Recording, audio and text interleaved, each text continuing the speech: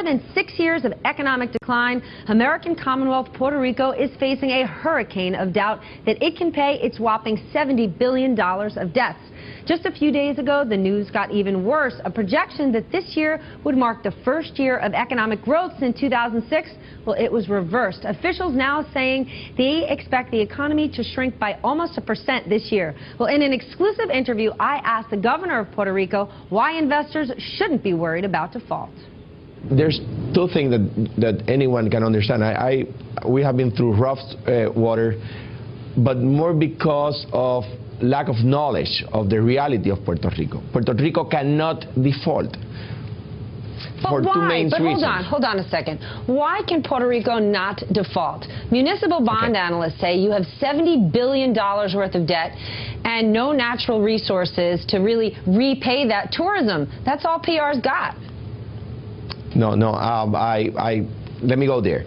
First, our Constitution, different to any other constitution in the United States, says that debt have rank number 1 at the time to pay. So I should, prior to default, we never default in the past. We will never do it in the future. Prior to default, will be needed to close the government. So it's impossible. It's fiscally impossible.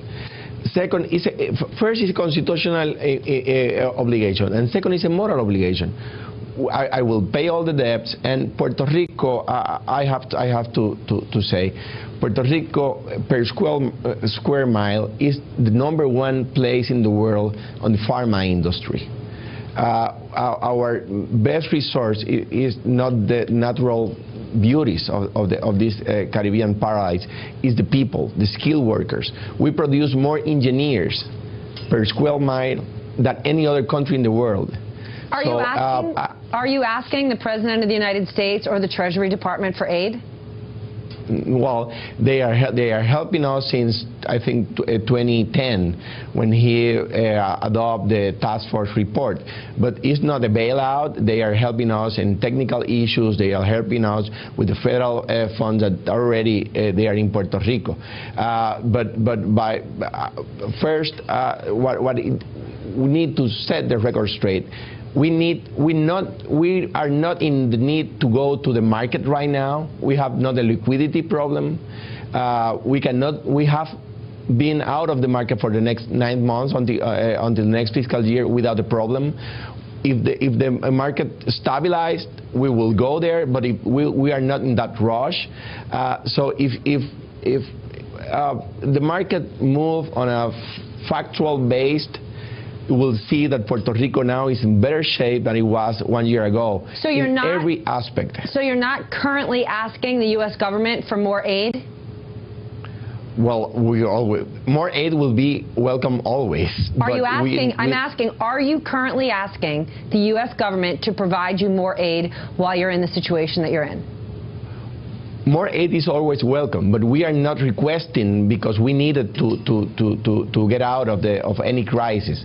Right now, the pharma industry is in expand mode in Puerto Rico. The medical devices industry, that is first in the world in Puerto Rico, is expanding. So we are diversifying our industrial base. We are strengthening our industrial base. So we are working in the right direction. And again, if it's factual based, not hard feeling based, the market will see that Puerto Rico is now in the right direction. There's nothing to worry right now. We are paying our debts, and we will keep paying our debts. More aid is welcome. Eric, they've got $70 billion in debt. Remember, Argentina was at $90 billion, Russia $110 when they defaulted. So while he says it goes against our Constitution, we simply cannot default, a lot of people are saying they're not so sure. The only thing they've got is tourism. But for the moment, I get the sense that people approve of what the government is doing, the reforms that they're undertaking. The problem is that they've effectively been priced out of the muni market and can't borrow. He says they don't need to borrow for 9 months.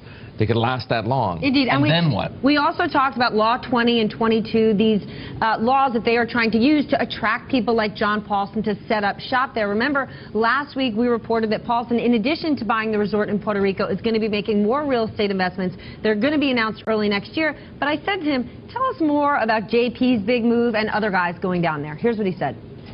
what they are seeing in Puerto Rico, what John Paulson is seeing in Puerto Rico, what Nick Poultry, what they are seeing in Puerto Rico, that they are investing so much money down there. If there's something to worry, people like Poultry, people like Paulson, companies like Amgen or Abbott or GE or J&J or Eaton or General Electric, what they are doing, what they are expanding their presence in Puerto Rico, is just an example of what is really happening down there.